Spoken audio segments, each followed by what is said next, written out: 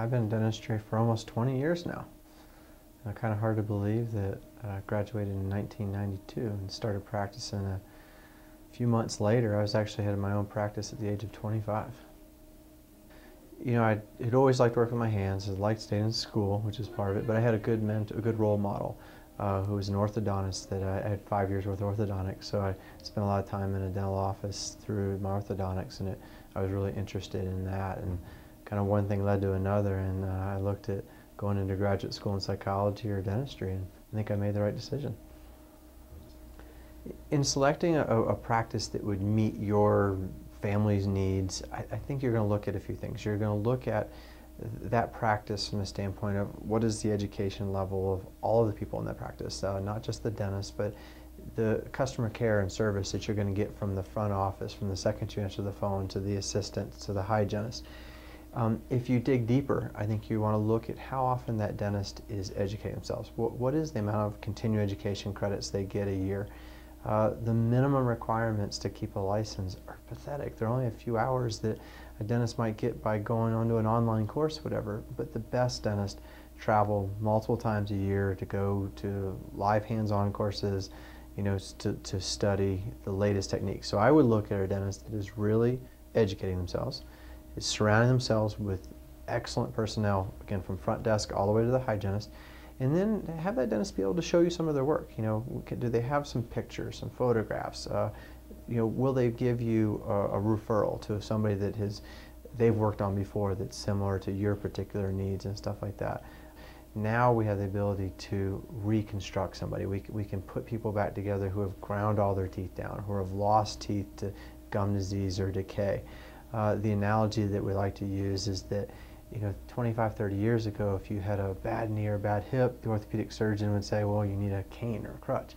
You know, now they can give you a new hip or a new knee. Well, dentistry is much the same way.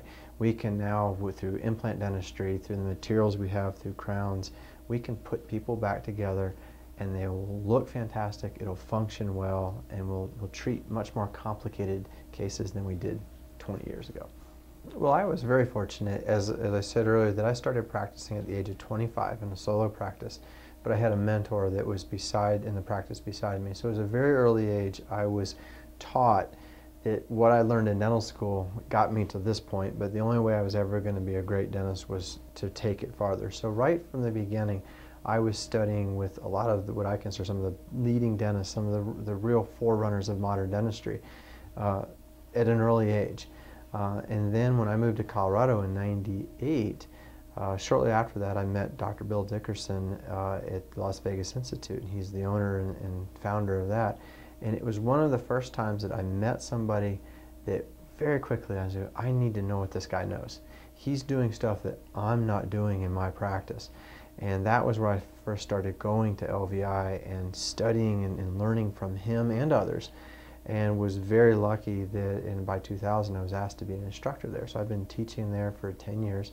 I have taught dentists literally from all over the world. And what has been fascinating for me is not only as a teacher, oftentimes I'm learning more than the student. In order to teach, it's the cliche that the preparation that you put into to teach a course is where you really learn. And so I'm lucky in that I have studied with some of the real founding fathers of dentistry. Actually I was the original dentist of the U.S. ski team, U.S. snowboard teams. So I provide not only their dental care, look at, you know, concussion prevention, mouth guard protection, things of that nature. When the teams are traveling throughout the United States and Europe, if there's a dental question or concern, then the teams will call me. So I'm now currently only one of 2 dentists in the United States that is official providers of the United States ski team. So it's really fun. I get to spend time with the athletes and not only do their dental care, but just really growing up a ski racer, ski raced in college, it gives me a kind of a connection to the sport. Where a lot of my education has centered in the past several years is based on implant dentistry or implant reconstructive dentistry. Where I became frustrated years ago is that people would come to a dentist and they would have to go to a separate dentist to perhaps do one procedure like having an implant placed, and then they would come back to a dentist to do the crown or the bridge work. And oftentimes, if the implant was not placed correctly, the dentist that's responsible is the restorative dentist for the aesthetics of the case, to make sure it looks good and turns out functionally and aesthetically the way the patient would desire. They were oftentimes sunk, to be quite honest, by the poor placement of the implant. So as a restorative dentist, I then began to study implant dentistry from the surgical side, so that I actually would place the implants myself. So I had to be accountable to me to make sure I put the implant in the correct position, so that when that came time to do the crown or the bridge, whatever might need to be done, it was in the perfect position for the aesthetic or reconstructive part of it. So my focus over the last several years has been implant reconstruction, so that the patient comes to one place. They don't have to go to multiple care providers to have a reconstruction done, or even if it's just a single tooth. You know, a lot of times we talk about the bigger cases, but most of my people, maybe somebody lost a single tooth or maybe a few teeth, and were able to, with one or two implants, put them back to the way that they normally function, lead a great life with all their teeth. They can eat anything they want to eat. It looks, nobody will ever know it's an implant.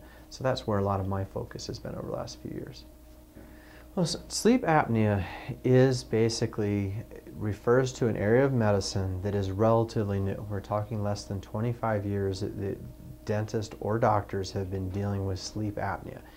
What we know now when we look at people and do sleep studies is that there are a lot of us, men particularly, especially as we get older and maybe put on a little more weight, that we have a susceptibility to, depending on, again, how we sleep, how large the neck is, the airway, is that the airway will get closed off for periods of time during the night.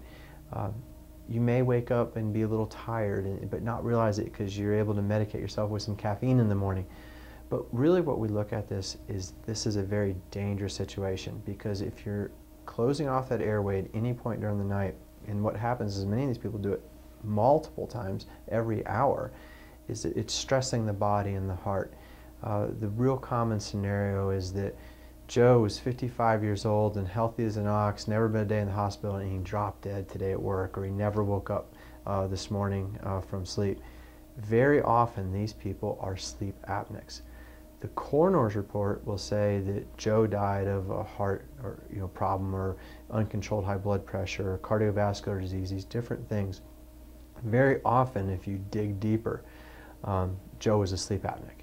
And so what we want to do is, the typical question is, do you snore? Has your wife or significant other, bed partner, I think is the politically correct word we use now, has your bed partner said that they've ever heard you kind of gasp for air at night? Things like that. And again, not always is it somebody who's overweight. It can be, I've seen some amazing athletes, when we test them, they're sleep apneics. I think there's two things that I really enjoy. One is how you are helping people. You're working with people, there's a lot of interactions. So I think classically in dentistry we talk about how, especially in aesthetic dentistry and TMJ dentistry and implant dentistry, how much we're helping people. People are coming to us with something they want us to fix. The other area of dentistry that I think has become fascinating for me is that there is no endpoint. You study dentistry as a profession every day. You are learning every day. The materials are changing every day. So it's one of those professions that I find that the best dentists at it are those that never stop learning. So it's kind of one of those professions that not only are we working with people, but working with technology and with computers and with materials. It's something that never gets old or stale.